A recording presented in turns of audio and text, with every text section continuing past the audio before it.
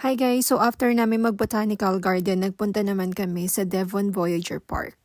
Dahil kami yung nauna sa site, so nag-start na kami mag-prep ng mga iihawin at yung mga iinit na foods. Medyo umaambon ng umaga, akala namin hindi kami matutuloy mag-park. Buti na lang hindi tumuloy yung ulan, pero malakas pa rin yung hangin at malamig.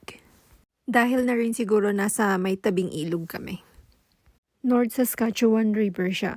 So, pag nagpunta ka sa park na to, meron ng mga picnic table, gazebo, fire pit, tapos meron ding washroom.